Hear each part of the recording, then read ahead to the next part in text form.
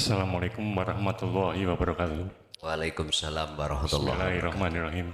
Langsung mawon kula tanglet. Eh, Kira-kira apa ya indikasi atau ciri-ciri yang sudah liqo dengan Allah? Jangan-jangan kita mengaku sudah berjumpa tapi sebenarnya belum. Betul. Terima kasih. Assalamualaikum warahmatullahi wabarakatuh. Waalaikumsalam warahmatullahi wabarakatuh. Bismillahirrahmanirrahim. Assalamualaikum warahmatullahi wabarakatuh. Pada perjumpaan kita kali ini kami akan menyajikan kajian dari Ki Haji Mukhlason Rosyid atau Guson dari Mojokerto. Marilah kita simak bersama-sama. Alhamdulillah, rasa puji syukur kami ing ngersa dalem Gusti Kang Maha Agung yang telah memberikan satu anugerah terhadap kita untuk bertemu dan bermuajah dalam rangka taklim muta'alim, di mana kita pada malam hari ini akan membahas surat Al-Ahzab, surat yang ke-33 ayat 21. Di situ bagaimanakah cara Rasulullah memberikan kaifiyah untuk mendekat diri pada Allah. Bagaimanakah cara Rasulullah ketika saat membimbing kita sebagai umat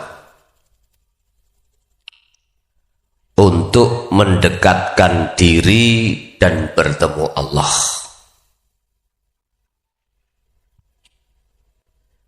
Ketepatan ini dengan bulan-bulan Maulid, maka di sini izinkanlah kami menyampaikan, membuka bagaimana cara Rasulullah ketika mendidik para sahabat dan umatnya pada saat itu tentang mendekatkan diri dan bertemu Allah.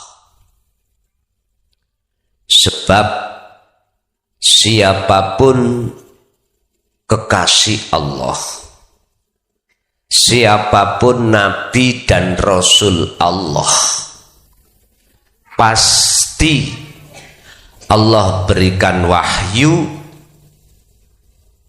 yang tidak terbatas jumlahnya, tetapi kunci inti dari segala wahyu itu pasti Allah berikan terhadap setiap Rasul.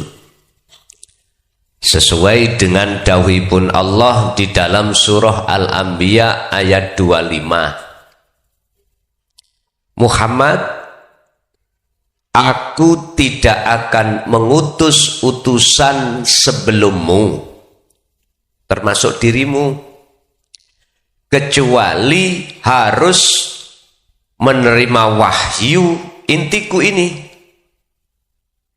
untuk kau sampaikan di tengah-tengah umat masing-masing. Pundi yang dimaksud inti dari sebuah wahyu? Ilaihi annahu la ilaha illa ana fa'budun. Berarti tauhid yang membicarakan tentang ana, setiap Rasul iku wajib menyampaikannya. Sebab dengan cara itulah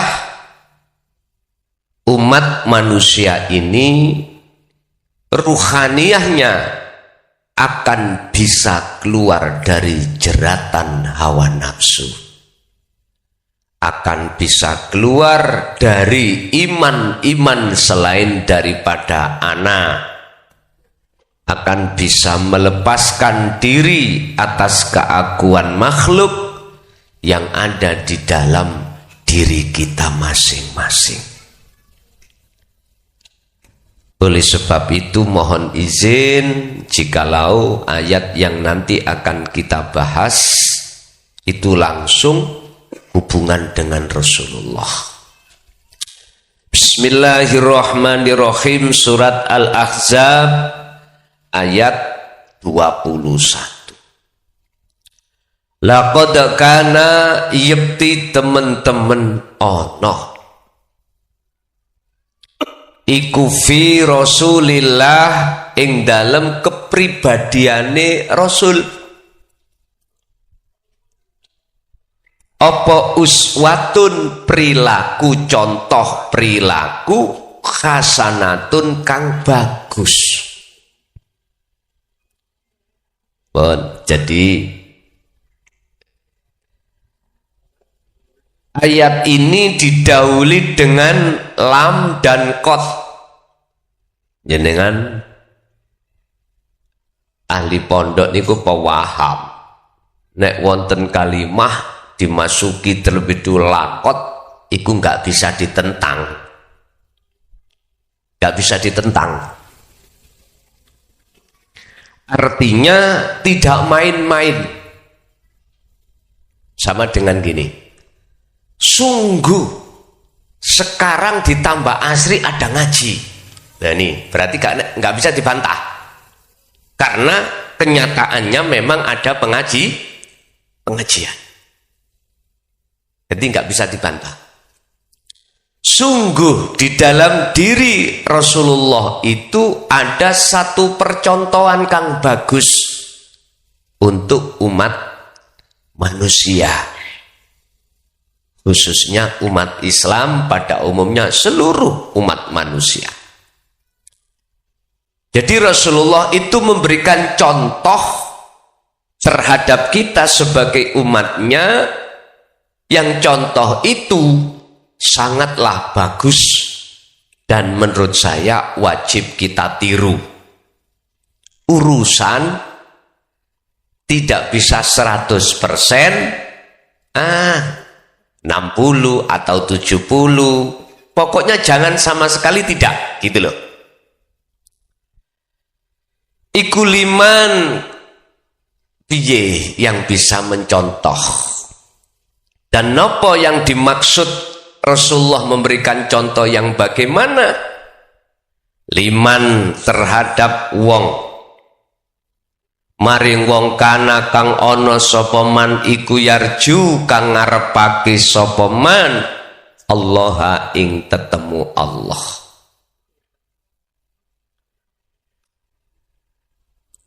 Beliau itu memberikan contoh bagaimana cara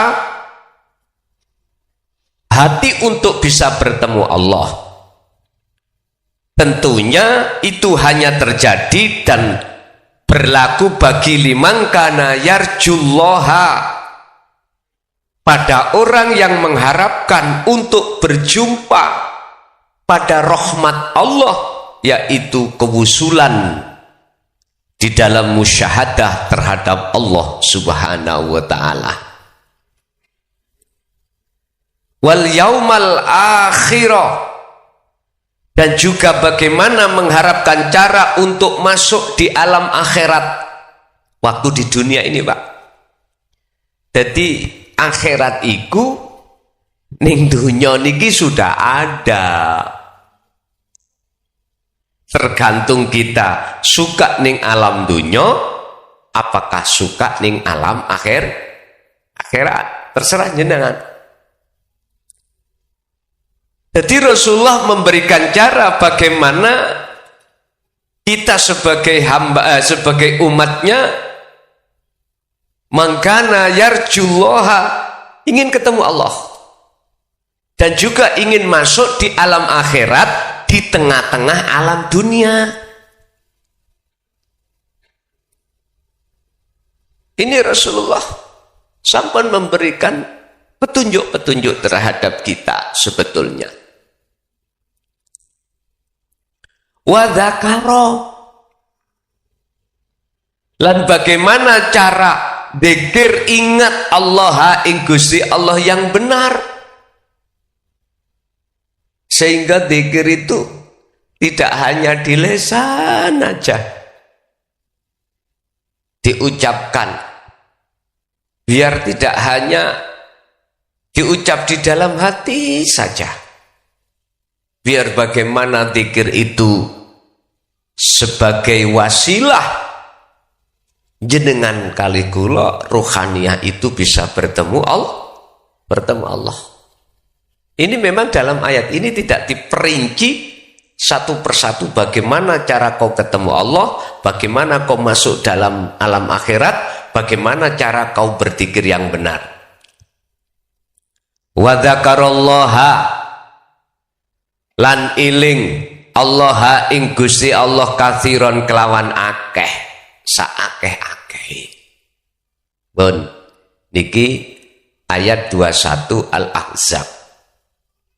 Sak mangke tak lebokno keterangane miturut Al-Qur'anul Qadimnya, tafsir mutasyabihahnya, ya. Bon. Bagaimana maksudnya yarjullaha? Untuk bertemu Allah, mempunyai kekarepan untuk ketemu rahmat Allah, untuk ketemu datang Allah, untuk mendapatkan rahmat Allah, atau untuk bertemu Allah bagaimana pun. Sistem yang paling simpel, tur cepat, bagaikan kita perjalanan menuju satu tujuan. Ada yang pakai sepeda motor, ada yang pakai mobil, ada yang pakai sepeda pancal, ada yang jalan kaki, ada yang pakai kapal laut, ada yang pakai kapal terbang disebut buraq. Seperti Kanjeng Nabi waktu Mi'raj pakai kapal terbang namanya buraq. Buraq niku bukan singkatan mlebu rok lho ya, bukan buraq. Pun niki sampean tak dodono kapal terbang numpak buraq. Bapak Ibu rahimakumullah,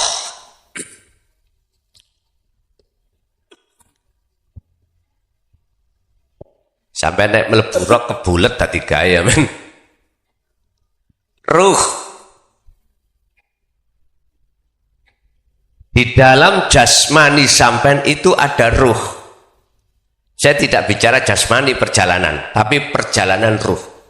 Yarjullaha, mengharapkan untuk dapat rahmat Allah, mengharapkan untuk bertemu Allah. Niki di dalam ruh sampean niku ada namanya imanul haq, atau bisa kami sebut ihsan, atau imanul haq. Iman yang benar itu disebut ihsan. Orang Jawa itu menyebut adalah rasa bahasa Indonesianya. Hati jenengan dalam ruh sampean itu ada iman. Saya kasih kabar, Pak Bu, Gusti Allah itu dekat. Wujudnya Allah itu dekat pada kita. Buktinya mana? Apapun yang kita lakukan itu atas dasar Allah yang menggerakkan. Sebab jikalau Allah tidak menggerakkan kita, nggak mungkin kita bisa gerak. Dasarnya kita manusia la haula wala quwata, bisanya gerak illa billah pun, nyandak pun. Oh iya, iman yang di dalam hati jenengan itu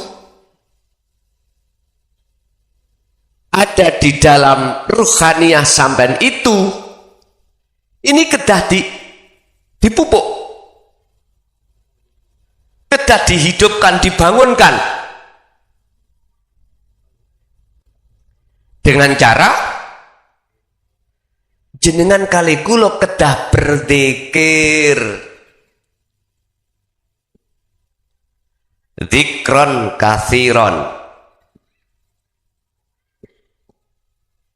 kedah berzikir.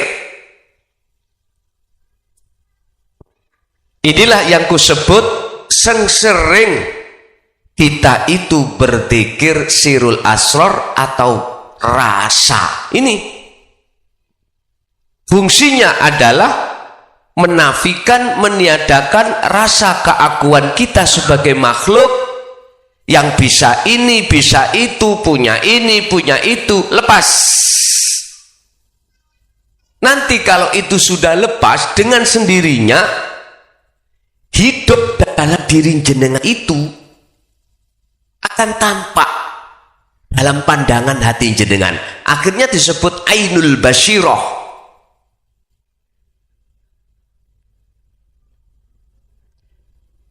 Bapak Ibu, jikalau zikir tersebut jenengan terus sampai kumandangkan yang tidak mengenal waktu dan tempat, sekalipun ibu yang setiap bulan ini punya halangan M atau khed, itu tidak menjadikan penghalang Anda tidak berzikir. Tidak apa-apa, terus lanjut. Sebab zikir itu bukan termasuk zikir jahri ataupun zikir siri, bukan. Di atasnya lagi, itu bukan zikir syariah, bukan zikir thariqah, akan tetapi iku zikir hakikat, yaiku zikir bila suaren wa kalamin wa lafdin wa ismin. Lepas. Barang siapa yang terus menerus berzikir seperti ini, maka di dalam rasa, di dalam ihsan itu ada yang namanya nur ma'rifat, atau bisa disebut cahaya. Apa? Allah akan menyalakan Bapak Ibu nur ma'rifatnya di dalam jagatnya ruh sampai kali kula, manakala jenengan iku dzikron katsiron. Ya ayyuhalladzina amanu urullaha dzikron katsiron fasabbihuhu bukratan wa asila. Niku nek cara Kanjeng Nabi niku baik siang maupun malam hatinya terus berzikir. Al-Ahzab 4142 itu tadi. Walaupun ibu-ibu dalam kondisi masak, cuci-cuci, bahkan nyon sewu, bapak-bapak kali ibu-ibu punya hajat, ya dah, di tengah itu perlu berzikir, perlu. Urusan nanti tidak sesuai dengan apa namanya program, ya wes serahkan pada Allah. Yang jelas fasabbihuhu bukratan wa asilah, artinya zikir itu kalau Kanjeng Nabi baik waktu siang maupun malam, baik waktu terjaga maupun waktu tertidur, beliau selalu zikir. Niki buktinya. Jadi jenengan nek pengen numpak buruk cepat ketemu rahmati Allah, mongko zikir itu jangan pernah jenengan tinggalkan. Sampai Syekh Ibnu Athaillah di dalam kitab Syarhul Hikam, ya tak? Pasalnya, makolahnya kalau nggak salah 200 berapa itu? Coba, 100. Nanti coba dikoreksi. Ngeten. La tatruk, ojo kuwi ninggalno sira adzikra, ing zikir yang seperti ini. Zikir yang bisa menghantarkan Anda untuk datangnya rahmat, atau zikir yang menghantarkan jenengan bisa sampai pada kemakrifatan Allah, ketemu Allah. Li adami khudurika, senajano zikirmu itu tidak bisa ada kekhuduran hatimu ing ngersane Allah bihi kelawan zikir. Udah, walaupun kui ketika zikir belum bisa khudur ketemu Allah, maka zikir itu jangan pernah kau tinggal. Maksudnya gitu, jangan kau tinggalkan. Kok wangel ya kula ngilangi rasa keakuan makhluk dalam hatiku. Nah, tetap zikir la ilaha illa anta jangan kau tinggalkan. Maksudnya mboten diucap la ilaha illa anta, ndak. Dirasakan bahwasanya semua apapun yang wujud, semua apapun yang berperan, semua apapun yang berkehendak, semua apapun yang berafal hanyalah ilahun wahidun. Itulah hidup yang sejati.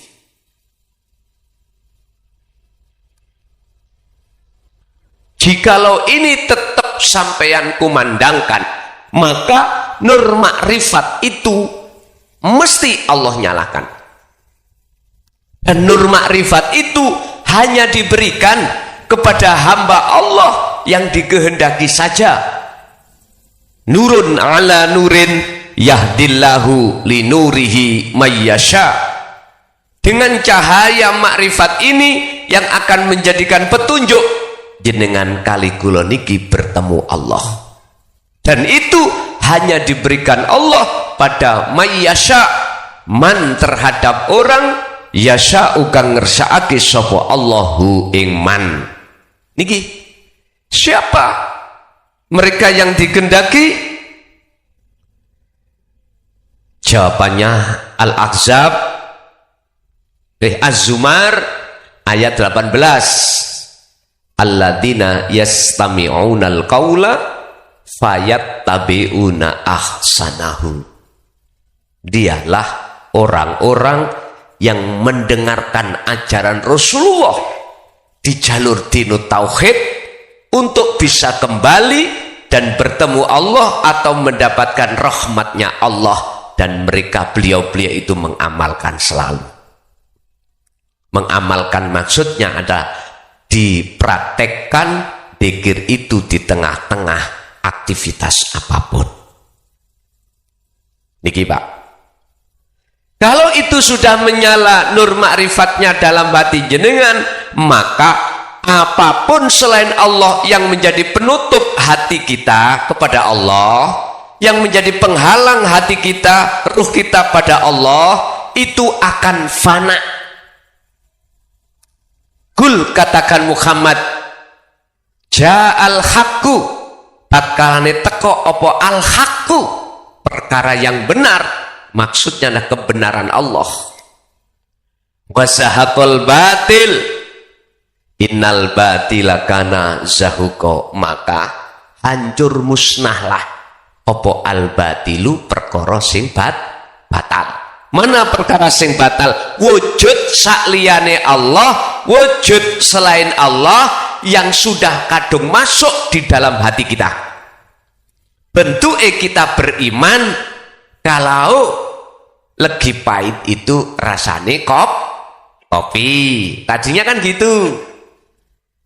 Dalam hati kita telah kemasukan makhluk berupa manisnya gula, pahitnya kopi. Berhubung sampai pun derek Rasulullah, berarti sumber pahit itu tidak dari kopi, tapi dari Allah. Sumber manis tidak dari gula, tetapi dari Allah. Hati ngomong ngoten.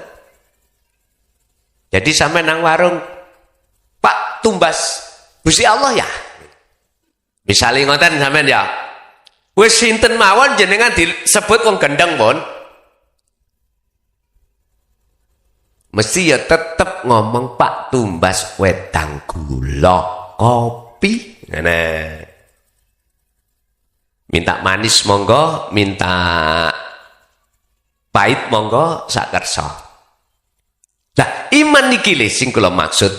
Ja'al haqqu wa zahaqal batil innal batila kana zahuqa. Jikalau kebenaran itu datang, hak al-haq, maka wujudnya Allah itu yang sudah nyata, sebab cahaya makrifat sudah menyala, maka wujud selain Allah yang ada dalam hati jenengan dunya saisine yang disebut nurullah seketika itu lenyap. Sebab ngeten Pak, asli nih, jenengan percaya nggak percaya terserah. Selain urip, maksudnya hidup yang mausuf, bukan sifat ya, itu tidak wujud. Kita, nama meja, nama dunia dan seisinya, mafis samawati wa mafil ard, asli ngoten tidak wujud. Lah, kapan, saat kapan itu tidak wujud nyata bagi kita? Saat wujudnya Allah itu sudah nyata dalam pandangan hati jenengan. Kapan? Saat wujudnya Allah nyata dalam pandangan ruhaniyah sampean, di saat nur makrifat itu sudah Allah nyalakan.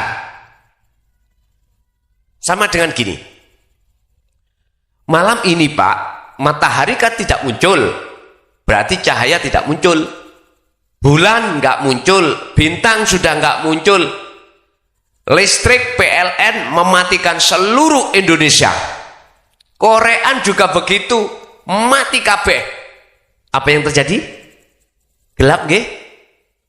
Loh, di saat itu, detik itu sampai mesti mengatakan gelap itu ada. Sama, ketika cahaya makrifat itu belum Allah nyalakan, hati sampai akan mengatakan bahwasanya selain Allah itu ada. Padahal beliau Syekh Ibnu Athaillah dawuh al-kaunu minal mukawwanat. Al-kaunu utawi makhluk kulluhu ay mukawwanat. Saben-saben makhluk apapun iku sifatnya zulmatun, gelap. Ai adamun, tidak wujud. Bingung Pak, yang belum mengerti sirul asal bingung. Kok iso selain Allah iki gak wujud? Nyatane meja wujud, kursi wujud, diri kita wujud gini loh. Bisa mengatakan tidak wujud?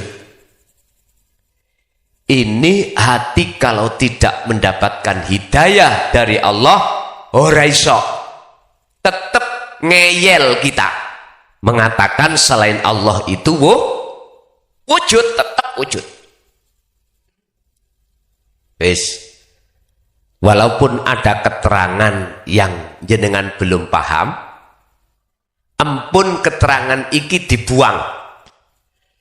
Sampai simpen ning saku sampai jahit. Besok iku ketemu sama ini. Gini lho Pak. Al-kaunu utawi kaun makhluk, kulluhu ya sekabai makhluk, ai mukawwanat, semua piro-piro makhluk baik sing ada di bumi, mafis samawat wa mafil ard, atau yang ada di langit, dikatakan tidak wujud alias gelap tak kala hati sampen iku cahaya makrifat iku nyala. Nur makrifat dalam hati jenengan iki dinyalakan Allah.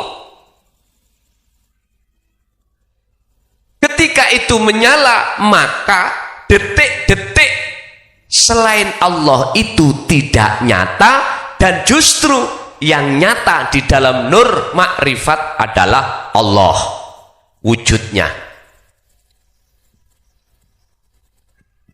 Urip.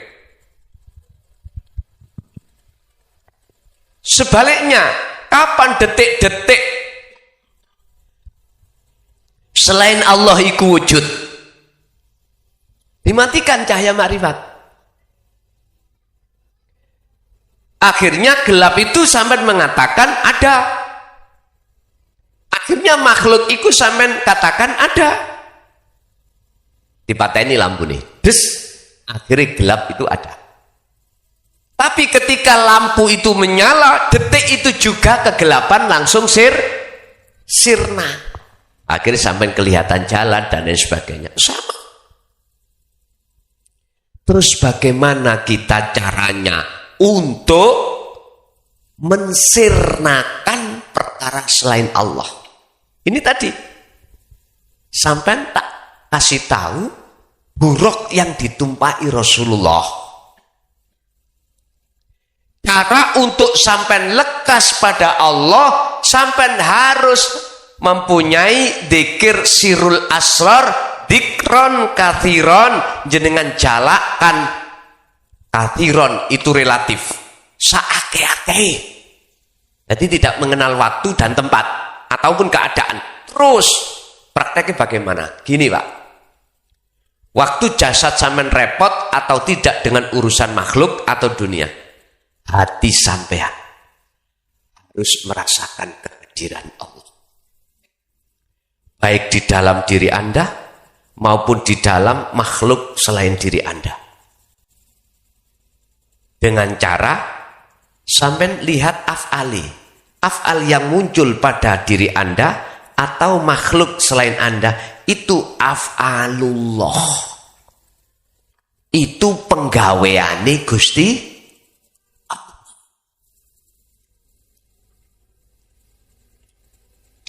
Apapun kehendak, apapun wujud, sampai lepas wujud sampean kali wujudi makhluk, teng mriku lho, disitulah nanti jenengan itu akan nyata wujudnya Allah. Yes. Kalau sudah arah di situ, nanti saya kasih tahu wujudnya Allah itu ya batin ya dohir. Jenengan kalau belum dikatakan di akad, nggak boleh ngomong ini Allah, nggak boleh. Kalau sampai sudah ke akad, ini Allah dohir.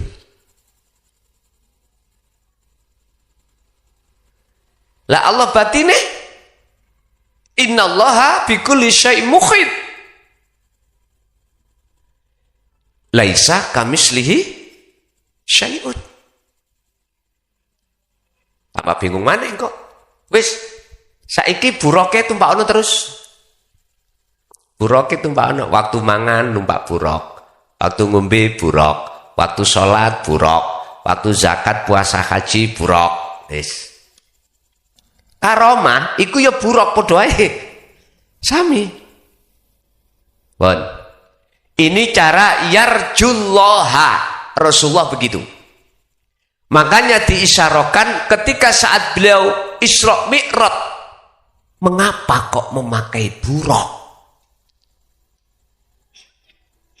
atau kapal terbang?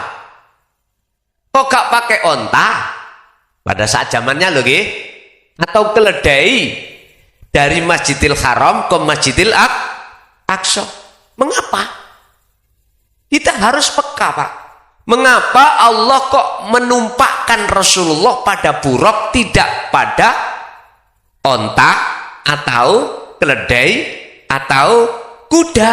Pada saat itu kendaraannya gitu Pak, kan nggak ada sekarang seperti sekarang Toyota, mobil, nggak sama. Mengapa kok pakai buruk? Itu jawabannya adalah inilah satu-satu jalan panjenengan baik bersyariat atau bertorikoh untuk lekas bisa wusul datang Allah, jenengan harus pakai buruk. Wujudi buruk adalah dzikron kathiron, yaitu dzikir sirul asar. Makanya saya sering katakan pada para mursyid torikoh atau para jamaah torikoh, anggene Anda untuk khususiyah, ketika Anda khususiyah Solo, kalau Anda tidak pakai kendaraan ini, jangan harap lekas nyampe. Di tengah jalan sampean pasti akan ada lampu merah, Anda udah berhenti. Ditanya, sampean mengapa kok berhenti? Nunggu lampu hijau. Begitu lampu hijau sudah datang, langsung kau tinggal. Tadi menunggu. Begitu datang sampean tinggal. Wis bingung no wong-wong iki. Tengah jalan kepingin merokok, pengen ngopi. Turunlah kita dari kendaraan, mampir ke warung. Di dalam warung yang melayani kita seksi-seksi, Pak. Wis tah wong lanang sing normal, tak jamin kuwi kepencut. Itu pasti kepencut. Melihat tampilan yang semlohe, Jerman Jakarta semlohe, lali anak, lali bojo, sampean wis langsung tanya-tanya alamatmu mana, nomor HP mana, wis Pak, roken dukure dengkul wis gak jadaman lupa perjalanan sampai ke Jakarta lupa, wis kadung serem di situ, udah kita menjalin kasih sayang, cinta kasih. Artinya Pak, wazuyyina linnasi hubbus syahawah. Ketika kita itu berangkat menuju Allah itu, kita dihadang oleh hubbus syahawah, nafsu yang menyodorkan, menghidangkan keenaan urusan-urusan dunia. Pertama garwa, kedua anak, tiga harta benda. Jenengan nek boten numpak apa tadi pesawat, tak jamin tergoda. Tak jamin tergoda, kecuali jamin gendeng lo ya. Wis boten tergoda nek gendeng. Wong sampai normal, mesti tergoda. Aku yakin tergoda. Lah disinilah Bapak terhambatnya perjalanan kita menuju dan bertemu Allah di dalam wa inna ilaihi rajiun. Yang lebih Rasulullah khawatirkan, sebelum jenengan iki sampai pada Jakarta tujuan ketemu Allah, di tengah dalan jenengan kebulet bokong semok, akhirnya mati. Lah niki mati ning pangkuane purel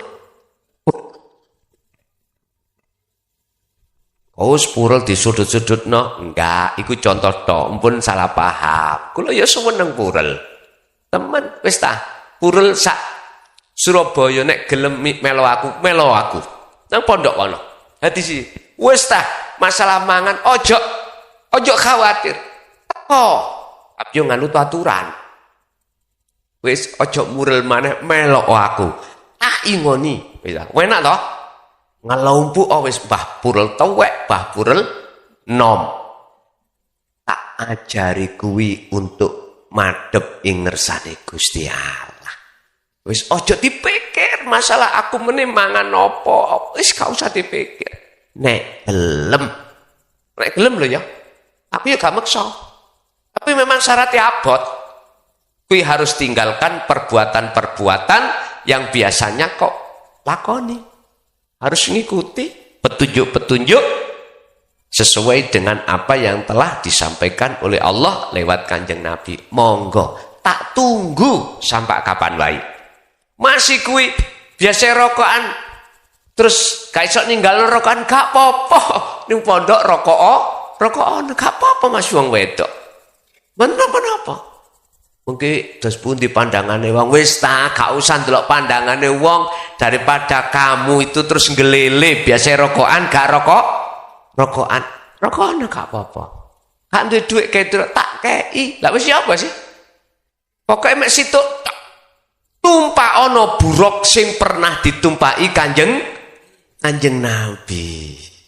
Pun. Iku maksudnya yarjullaha wal yaumal akhirah.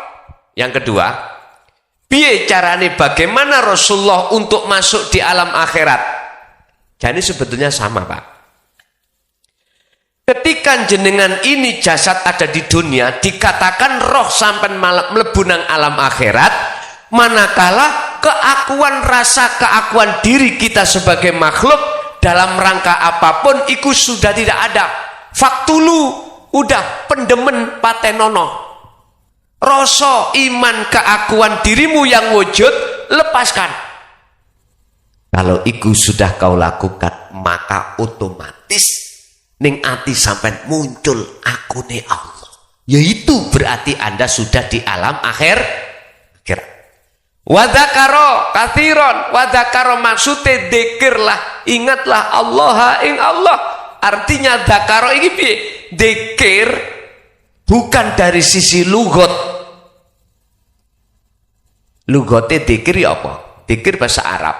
Secara lugot kita artikan ingat atau iling. Bahasa Maduranya iling apa? Engak. Bukan engak itu yang dimaksud di lisan la ilaha illallah Allah disebut, bukan.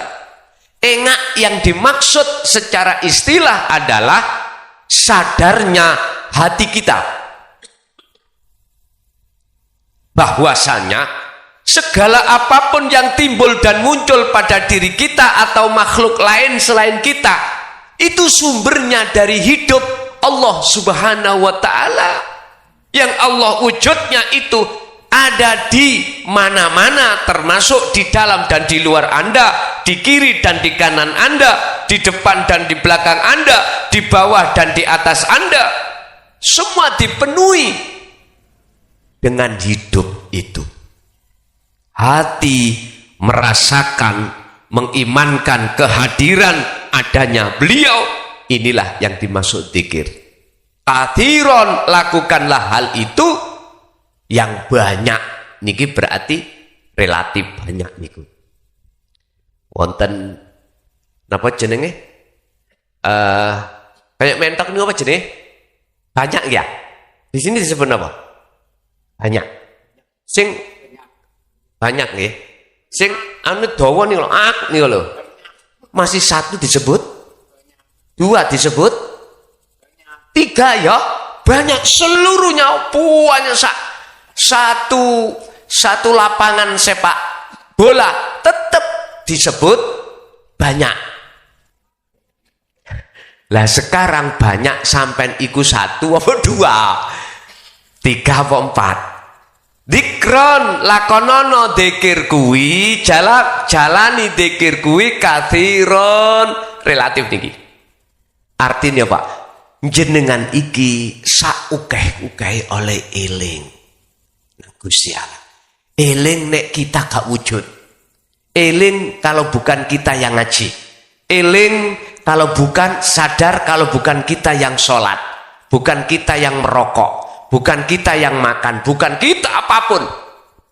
Itulah yang dimaksud dzikron.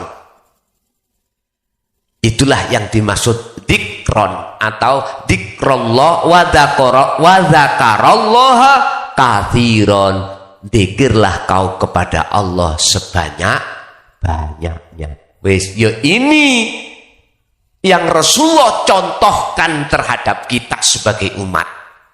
Uswatun hasanah. Uswah, percontohan, hasanah kan bagus. Makane nyun sewu, estu nyun sewu. Nek jenengan wis wani ngaku-ngaku nasab duriyai Rasul, mestinya Anda sudah makrifat pada Allah. Mestinya loh ya. Kalau sudah ngaku-ngaku loh kita, aku duriyah Rasul, aku nasab dari Rasul, misalnya, mestinya Anda itu sudah makrifat pada Allah. Akhirnya karakter sifat Anda sesuai persis seperti Kanjeng uswatun hasan. Isini uswatun hasanah yaitu tadi memberikan contoh bagaimana untuk bisa ketemu Allah, berikan contoh bagaimana untuk masuk alam akhirat, bagaimana contoh cara untuk berzikir yang benar bisa bertemu Allah.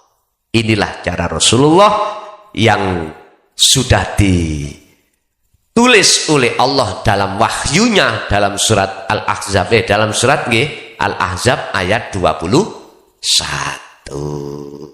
Makanya tolong jenengan dulur-dulurku yang sudah kadung ngomong aku nasabi Rasul, aku duriya Rasul, tolong koreksilah hati kita, sudahkah makrifat pada Allah ataukah masih wujud selain Allah itu masih wujud. Lah biar cocok Quran ini Rasulullah dulu seperti itu Oke. Bapak Ibu hadirin jamaah rahimakumullah, kesimpulannya yang dimaksud uswatun hasanah, Rasulullah memberikan contoh itu dalam ayat lain dikatakan rahmatan lil alamin, illa rahmatan lil alamin, lewat 3 perkara ini. Lah sekarang kita gak usah bahas aku apakah ono garis ke Rasul atau tidak, gak usah. Sing penting bagaimana kita menyontoh kanjeng Nabi. Yang kanjeng Nabi sudah kasih contoh kita untuk bagaimana kita bertemu rahmat, bertemu Allah, masuk dalam akhirat sebelum datangnya akhirat, dan menjaga zikir dengan benar supaya bisa bertemu Allah Subhanahu wa taala. Bapak Ibu, alhamdulillah kula niku mulai dina niku pun Mbah Yai kula pun fresh melih. Nggih. Kalau wingi kula lagi loyo ngeten. Sampak garwa kula mek ngeten. Kalau dek wingi meh ajenge mboten berangkat tenggene tambak wedi. Ya alhamdulillah nyonya niku sanjang mendukung kula. Kula niki ikhlas bi sampean mantuk dadi mayit. Ngoten nek. Dadi wis tambah semangat kula. Berarti mati kula mboten digandoli lah ngoten. Wis penak. Ya wis urusan mengke nek pancen ya garwa kula rabi mana ya tak wedeni ngoten. Pun. Dadi kula piyambak dapat semangat dari nyonya, dari Umi, di mana kami kemarin itu hampir saja nggak berangkat karena saking payahe. Mantun dugi Banyuwangi dinten Kemis langsung geser datang Jember geser langsung Jombang geser melih datang pun di Jawa Tengah, Boyolali geser melih datang Sragen Malang langsung minggat datang Bekasi mudun dinten Senin kalau Dewi langsung datang Surabaya. Kula nggih mengkis toto apa gak ngoten lah. Tapi garwa kula sanjang, kula ridho jenengan mantuk dadi mayit. Langsung cekekal kula, semangat tambahan. Wah nggih. Alhamdulillah niki wau Allah kasih 100% semangat melih. Sehat melih. Pun masuk dalam sesi tanya jawab. Barangkali jamaah ada yang ingin bertanya atau para senior yang memberikan tambahan lagi atas keterangan uswatun hasanah. Monggo.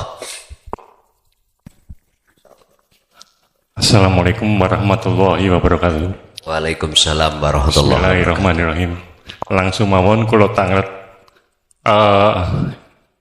Kira-kira apa ya indikasi atau ciri-ciri yang sudah liqo dengan Allah? Jangan-jangan kita mengaku sudah berjumpa tapi sebenarnya belum. Betul. Waalaikumsalam warahmatullahi wabarakatuh. Ciri-ciri atau tanda-tanda seseorang itu betul-betul sudah liqo bertemu Allah adalah pertama, la yarawna li anfusihim syai'an, dia enggak ngaku-ngaku bertemu. Bagaimana mungkin dia merasa bertemu pada Allah lawang dirinya sudah tidak ada? Apa mungkin perkara yang tidak ada bisa bertemu yang ada? Mboten mungkin toh? Mboten mungkin. Justru bal yusyahiduna annal fa'ila huwallahu ta'ala. Justru yang bertemu Allah pada Allah itu Allahnya sendiri. Rasa keakuan makhluk dalam dirinya sudah tidak ada. Gak mungkin dia ngaku. Kalau seseorang ngaku-ngaku, ada yang ngomong aku ketemu Allah, bohong. Ya, itu bohong, gak ada. Orang yang bisa bertemu Allah gak ada.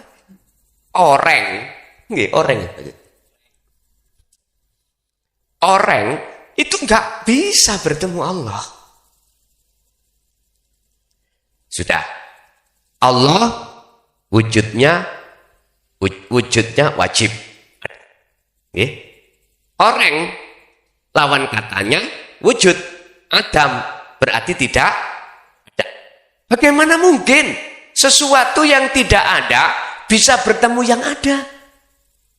Wis tah, sampai ngen-ngen sampai akal sing cerdas mboten masuk. Bagaimana mungkin sesuatu itu bisa bertemu, sesuatu yang tidak ada bisa bertemu yang ada? Bagaimana mungkin kaifa yutasawwaru?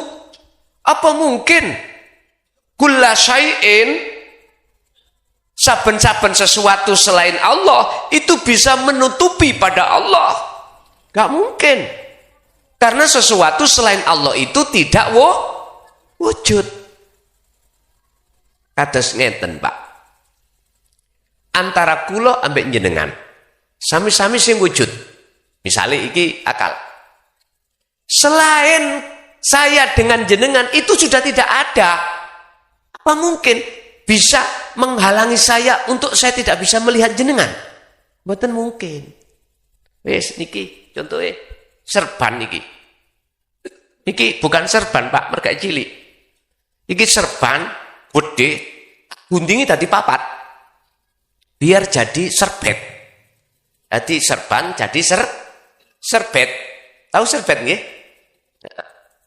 Serbet iki nek tak tutupno kula mripat, kalih kula tutupno jenengan, iki sesuatu.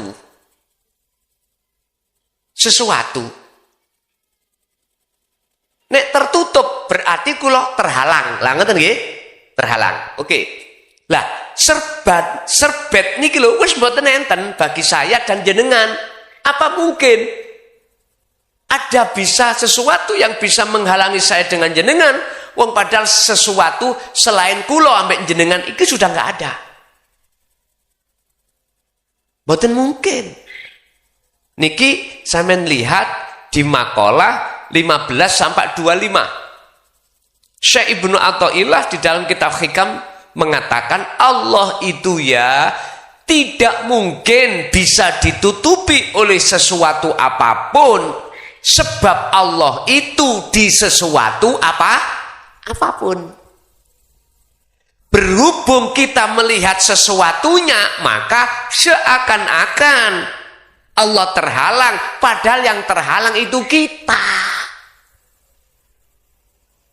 Jadi pertama cirinya, Pak, dikatakan orang yang sudah makrifat pada Allah, orang itu sudah kehilangan kefanaan orangnya. Makhluknya sudah fana. Pertama. Yang kedua, justru yusyahid annal fa'il huwallahu ta'ala. Yang nyata, yang wujud itu cuman Allahnya sendiri. Artinya dalam hati sampean sudah tidak mengenal siapa-siapa kecuali yang muncul adalah innani anallah. Sesungguhnya ingsun, ana ya ingsun iku Allahu Allah. Bergemuruh, Pak, ning hati seperti itu. Yang ketiga tandanya tatmainnul qulub. Jenengan iki tak gampang lisah, tak gampang khawatir, tak gampang takut dengan apapun loh, apapun. Karena selain Allah yang disebut apapun, itu sudah tidak ada. Bagaimana mungkin Allah itu akan takut pada selain Allah? Sedangkan selain Allah yang munggu Allah itu tidak ada. Misalnya jenengan iki umpama secara akal. Bagaimana sampai niki takut pada polisi? Walaupun jenengan gak helman, sepedaan gak wedi karena tidak ada polisi. Coba sampai kalau merasa polisi di depan jenengan, ojo helman, ayo ketilak namanya, wedi akhirnya. Berarti olehnya kita bawa helm karena takut dengan Pak polisi. Lah berhubung polisinya sesuatu itu memang tidak ada di mata Allah, maka bagaimana mungkin Allah akan takut pada sesuatu yang tidak ada? Memang ngaji niki bingung, Pak, bingung no. Ngaji tasawuf itu memang bingung no. Tapi bingungnya iku engko dadi tentreme ati sampean nek wis ketemu. Yang terakhir, tanda seseorang itu sudah betul-betul makrifat pada Allah, gak gampang, tidak mudah hati sampean kena daya tipu nafsu diri sendiri. Artinya gak gampang hati sampean kenging kena gebyare dunya. Satu contoh, jenengan hari ini gak megang uang. Di rumah yang dimakan pas-pasan.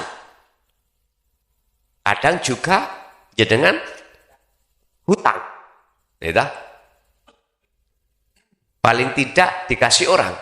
Duh, hati sampean kalau betul-betul makrifat saat itu pada Allah, tidak akan mudah. Sampean akan rasa khawatir, rasa gelisah, bahkan takut ancaman Allah masuk neraka ataupun macam-macam. Enggak. Hati sampean pasti akan tentram. Kalau detik-detik saat itu jenengan makrifat. Paginya seperti itu lagi, tapi tidak makrifat hati itu, ya gelisah. Gelisah lagi. Sampean lihat ikan yang hidup di air laut. Ketika saat dia jauh dari air, gelisah. Gelisah, Pak. Tapi ketika dia selalu ada di dalam air laut, dia tidak gelisah. Enggak gelisah. Seperti itu. Pun juga dagingnya ikan laut, sampai detik ini, sampai mulai kecil dulu sampai detik ini saya belum mendengar. Kalau ikan laut hidup di laut ketika kita ambil, kita masak, terasa asin. Belum ada ceritanya. Padahal dia setiap detik itu campur dengan air asin. Garamnya iku Pak 0, nah ini sing ahli tahu. 0, berapa air laut itu. Tapi mengapa herannya? Ikan itu enggak pernah terasa asin. Sedangkan ikan tahu tempe enggak pernah gembul uyah garam. Ibu-ibu mau goreng diuyai gitu aja. Kalau kebanyakan uyai terasa, ayo kita ngen-ngen. Apa sebab? Karena ikan yang ada di laut, ikannya hidup. Wis titik.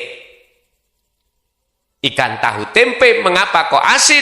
Hanya campur, hanya sebentar kok terasa asin. Karena ikan tahu tempe iku ikan mati. Kalau nggak percaya ikan laut ambil, terus matikan dulu di daratan. Nanti udah kum lagi. Asin lagi nanti. Rasa asin. Hati jenengan dikatakan hati yang hidup. Dikatakan hati yang hidup adalah hati yang sudah makrifat pada Allah, maka pasti tidak akan mudah kena kebiar itu dunia. Karena hidup.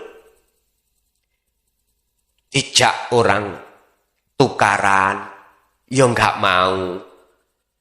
Dipadu orang, ya enggak mau membalas madu. Tahu madu nggih? Nukari niki lho. Sampai dicaci jenengan gak balesnya, nyaji sabar, matur suwun. Intine sampai niku njogo kesabaran. Tapi hati-hati, innallaha ma'as shabirin. Justru yang mencaci itu nanti Allah enggak ridho. Lihat berikutnya. Makanya jenengan gak usah bales. Dicaci gak usah bales nyaci. Dipukul gak usah bales mukul. Udah diem wae. Tapi sing ngomong, tahu ngomong apa ngomongnya? Yang menghormat jenengan yaitu Allah yang gak terima itu. Gak terima. Sebab jenengan iki usisinya hati tetap madep nang ngersane Gusti Allah. Gak terima. Istilah ini Pak. Jenengan punya anak. Anak sampean itu disakiti orang. Lah anak sampean gak bales. Bisanya nangis. Jenengan pripun sebagai orang tua? Ayo. Ngamuk kita? Ngamuk. Begitu juga Allah. Sing penting jenengan kali kula niki ngikuti Kanjeng Nabi niki. Yarjullaha. Pertama adalah bagaimana caranya jenengan iki bisa bertemu Allah. Otomatis pun buruk iki kemana-mana sampai bawah. Sampai bawah. Terus yang kedua jenengan iki bisa masuk di dalam alam akhirat. Yang ketiga bagaimana jenengan iki menjaga dzikir sebanyak-banyaknya. Jadi Pak, tidak ada orang yang betul-betul dikatakan makrifatullah di mata Allah itu dia ngaku-ngaku dia ketemu Gusti Allah. Oke, lanjut. Waalaikumsalam warahmatullahi wabarakatuh. Saya mau bertanya Gus, apakah benar dalam dunia itu benar ada yang benar ada yang salah? Sampun. Yang kedua, di waktu saya keluar,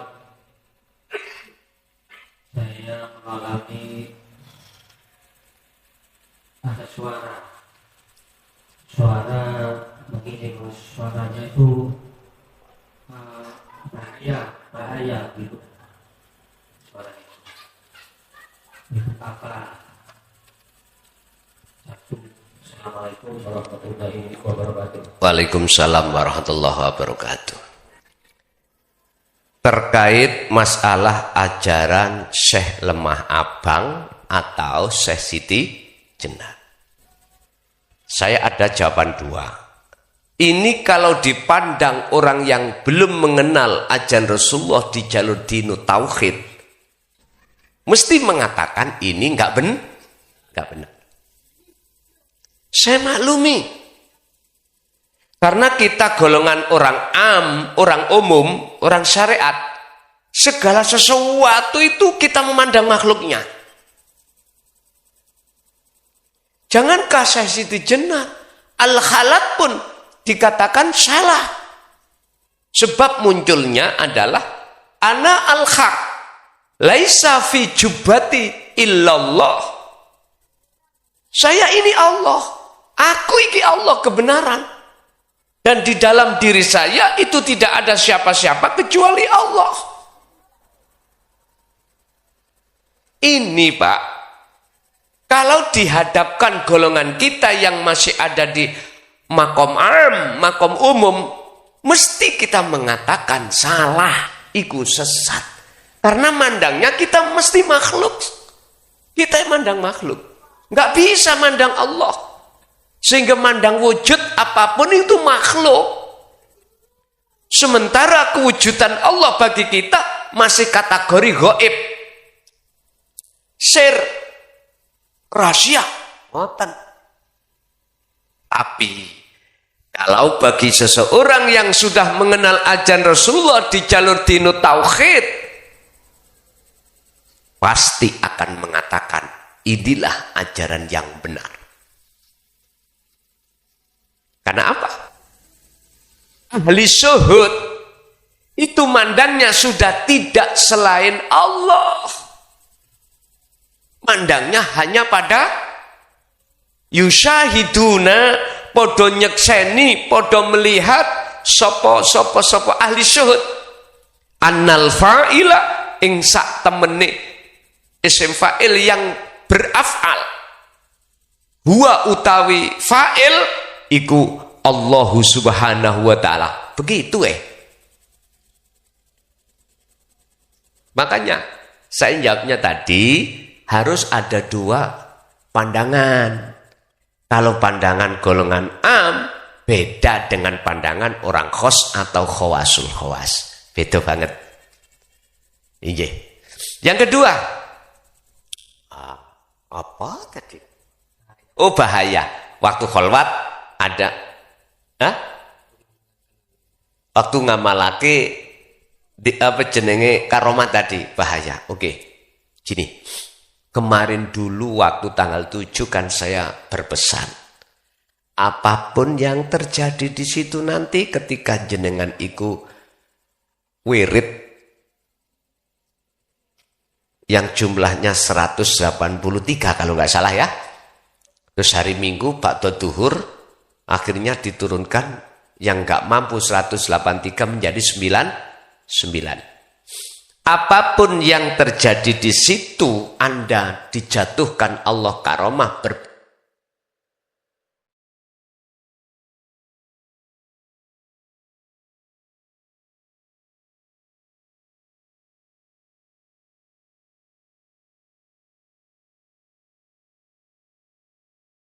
Kalau sirul asrar itu jalan, jenengan itu sudah tidak merasa makhluk datang itu makhluk. Justru Anda malah merasa yang menggerakkan makhluk termasuk kita atau karomah itu adalah Allah. Baru tidak akan lari jenengan. Nah, kok muncul bahaya? Ini ada dua makosid. Ada beberapa maksud. Bisa ditafsirkan bahaya buat jenengan manakala itu datang tidak jenengan hati bersirul asrar. Akan jadi bahaya. Bisa jadi itu akan bahaya jikalau tidak jenengan bawa karena sebentar lagi kita akan menghadapi mara bahaya. Bisa jadi. Lihat nanti petunjuk-petunjuk berikutnya, Pak. Apakah ada petunjuk-petunjuk lain setelah bahaya itu nanti? Masa di depan kita nanti? Waktu-waktu Allah kasih tahu. Sebab ngeten, Pak. Karomah itu, kalau boleh saya katakan, sebagai panjang tangan Allah. Untuk menghabari jenengan sesuatu yang akan terjadi. Tapi jangan dimaksud karomah itu yang memberikan kabar. Berhubung jenengan bersirul asrar, maka jelas yang memberi kabar itu adalah Allah. Karomah. Karomah dalam pandangan ruhaniah sampean sudah tidak ada itu. Oke, lanjut. Bapak Ibu hadirin jamaah, itulah apa yang Allah berikan beberapa pengetahuan tentang ilmu tauhid, khusus apa yang dikasihkan contoh dumateng Kanjeng Nabi Muhammad terhadap kita, estu ilmu itu bisa kita laksanakan sebaik-baiknya dan juga menjadi satu buah ilmu yang bermanfaat bagi keluarga kita dan anak turun kita ila yaumil qiyamah Lahumul Fatihah. Alhamdulillah telah kita simak bersama kajian dari Ki Haji Mukhlason Rasyid atau Guson, pengasuh Pondok Pesantren Miftahul Ulum Jaya Baru, yang tepatnya beralamat di Jalan Perjuangan, Dusun Gelonggongan, Desa Sumber Tebu, Kecamatan Bangsal, Kabupaten Mojokerto, Jawa Timur. Beliau adalah gambaran ulama muda yang mampu menjembatani nilai-nilai keislaman tradisional dengan pendekatan modern. Beliau juga menekankan pentingnya memperdalam Islam, yakni tidak hanya aspek lahiriah tetapi juga batiniah. Beliau juga mengajak pendengarnya untuk tidak hanya memahami Islam secara tekstual saja, tetapi juga memaknainya secara spiritual. Semoga kita bisa memetik hikmah dan manfaat dari kajian beliau, sehingga bisa membawa keberkahan di dalam hidup kita di dunia dan akhirat. Amin ya rabbal alamin. Akhirul kalam, wassalamualaikum warahmatullahi wabarakatuh.